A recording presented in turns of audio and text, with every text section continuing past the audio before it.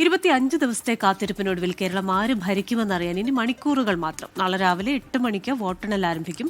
ഉച്ചയോടെ മുഴുവൻ ഫലങ്ങളും പുറത്തുവരും. 3 മുന്നണികളുടെയും ഉദ്വേഗമേറുന്ന നിമിഷങ്ങളിലേക്ക് രാഷ്ട്രീയ കേരളം കടന്നു. വോട്ടെണ്ണലിന്റെ ഓരോ നിമിഷവും ഏറ്റവും വേഗത്തിൽ ആധികാരികതയോടെ പ്രേക്ഷകരിലെത്തിക്കാൻ ടീം 24 പൂർണ്ണ സജ്ജമാണ്. ഇതുവരെ കാണാത്ത കാഴ്ചാവിസ്മയങ്ങളുമായി 24 നിങ്ങളിലേക്ക് എത്തും. വിവരങ്ങളുമായി ഷഫീദ് റാവുത്തറാണ് തിരുവനന്തപുരത്ത് നിന്ന് ചേരുന്നത്. ഷഫീദെ, ഓരോരുത്തർക്കും ഈ പ്രാർത്ഥിക്കാൻ എല്ലാവർക്കും ഓരോ കാരണം ഉണ്ട് എന്ന് പറയുന്നത് പോലെ പ്രതീക്ഷിക്കാൻ ഓരോരുത്തരും ഓരോ കാരണം പറയുന്നുണ്ടല്ലേ?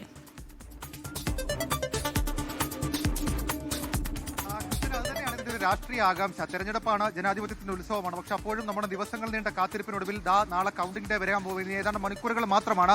പ്രത്യേകിച്ച് തുടർഭരണത്തിന് ശേഷമുള്ള രാഷ്ട്രീയ സാഹചര്യം എന്നുള്ള പ്രത്യേകതയുണ്ട്. 3 മുന്നണികൾക്കും പ്രതീക്ഷിക്കാൻ പലതരത്തിലുള്ള കാര്യങ്ങളുണ്ട്. തുടർഭരണം ഉറപ്പ് എന്ന മുഖ്യമന്ത്രിയുടെ അടക്കം ആത്മവിശ്വാസത്തിലാണ് ഇടത് ക്യാമ്പ് ഉള്ളത്. അതേസമയം UDF-നാകട്ടെ അവർക്ക് അവസാന നിമിഷമുണ്ടായ ഭരണവിരുദ്ധ വികാരമടക്കം അത് പ്രതിഫലിച്ചു. അത് ഞങ്ങൾക്ക് വീണ്ടും അധികാരത്തിലേക്ക് എത്താനുള്ള വഴിയാകുമെന്നൊക്കെയുള്ള സൂചനകൾ ഇപ്പോൾ പുറത്തേക്ക് വരുന്നുണ്ട്. അത് തെളിയിക്കുന്ന കോൺഗ്രസ് നേതാക്കളുടെ പ്രതികരണമൊക്കെ നമ്മൾ കണ്ടതാണ്. ഇന്ദിരാഭവനിൽ KPCC ആസ്ഥാനത്ത് ഇതിനോടകം തന്നെ ക്രമീകരണങ്ങൾ പൂർത്തീകരിച്ചിട്ടുള്ള പന്തിടുന്ന കാഴ്ചകളൊക്കെ നമ്മൾ കണ്ടതാണ്. BJP-ക്കാകട്ടെ, BJP 2016 അവർ അക്കൗണ്ട് തുറന്നു. പക്ഷേ അതിനുശേഷം 2021 അവർക്ക് നഷ്ടമായ നിയമം ഉൾപ്പെടെ സംസ്ഥാനത്ത് പല മണ്ഡലങ്ങളിലും ഒന്നാമതെത്താൻ കഴിയും എന്നൊരു പ്രതീക്ഷ BJP-യെ സംബന്ധിച്ചിട്ടുമുണ്ട്. അല്പസമയം മുൻപ് തെരഞ്ഞെടുപ്പ് കമ്മീഷൻ രത്തൻ യു കെൽക്കർ മാധ്യമങ്ങളെ കണ്ടിരുന്നു. അദ്ദേഹം പറഞ്ഞത് വോട്ടെണ്ണൽ ക്രമീകരണങ്ങൾ പൂർത്തിയാക്കിയിട്ടുണ്ട്. കൃത്യം 8 മണി മുതൽ വോട്ടെണ്ണൽ ആരംഭിക്കും. സംസ്ഥാനത്ത് 140 വോട്ടെണ്ണൽ കേന്ദ്രങ്ങളുണ്ട്.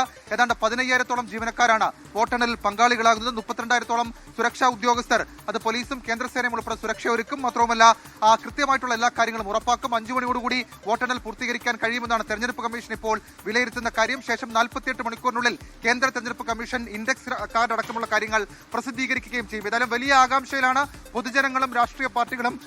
നെഞ്ചിടിപ്പോടെ ഈ സമയം ചെലവഴിക്കുകയാണ്. ക്രിസ്ത്യന, ശരി.